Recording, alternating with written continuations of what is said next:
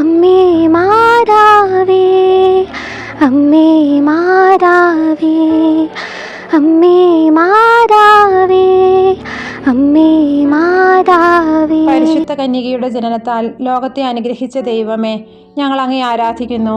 സ്നേഹയോഗിയായ ദൈവമാതാവേ, ഞങ്ങൾ അങ്ങേ സ്തുതിക്കുന്നു.